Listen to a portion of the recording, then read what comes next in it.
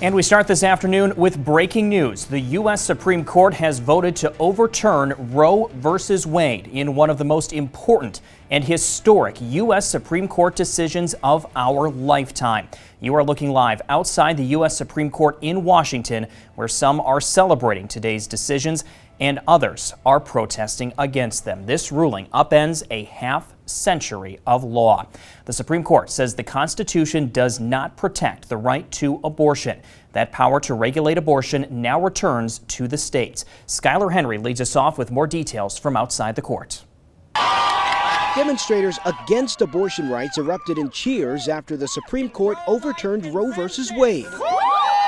The mood outside the court highly charged with the release of the much-anticipated ruling. We don't want to hear cheers about women being slammed back to the dark ages and all of society slammed backwards. The conservative majority court sided with the state of Mississippi and its supporters in Dobbs v. Jackson Women's Health Organization. With their case, Mississippi officials asked the High Court to eliminate the constitutional right to abortion, first established in 1973. This is a wonderful opportunity to return this to the people. According to the Guttmacher Institute, which supports abortion rights, an estimated 26 states were either certain or likely to ban abortion if the High Court overturned or dismantled Roe. The decision here today is the outcome of decades-long lobbying by groups against abortion rights.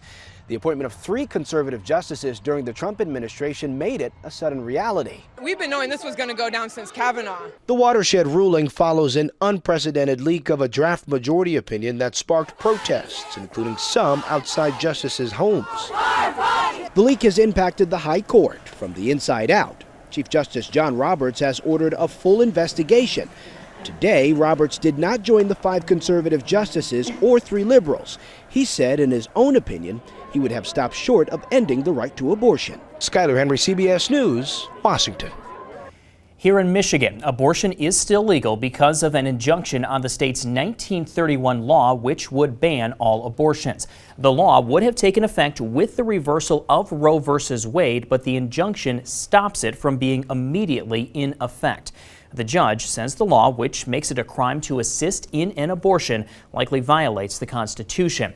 The law has been on the books since 1931, but has had no practical effect since the U.S. Supreme Court legalized abortion nationwide back in 1973. What's next could be up to the state's High Court, as Governor Whitmer has asked them to declare the 1931 law unconstitutional. There is also an effort to get a ballot proposal on the November ballot that would add abortion access into the state's constitution. And reaction from lawmakers is coming into our newsroom this afternoon. First, Michigan's Attorney General says this decision today is, quote, not just the loss of a right, it is the erosion of our status as equal citizens under the law. As a nation, we trust in our highest court to hold sacred their duty free from political whim, end quote.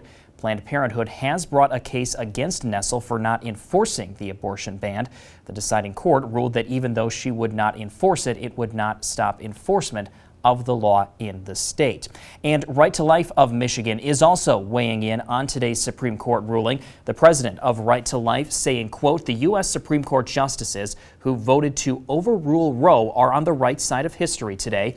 This monumental day gives the states the ability to restore legal rights to the unborn, hopefully in turn ceasing the unjust slaughtering of the innocent in our country, end quote. And Northern Michigan's news leader will continue to break down today's historic U.S. Supreme Court ruling. Coming up at 5 and 6, we will have a closer look at what this ruling means for you here in Michigan, as the future of abortions in the state is now in the hands of lawmakers. We are also expecting President Biden to address the nation right after 9 and 10 News at noon. We will have that for you live right here on 9 and 10.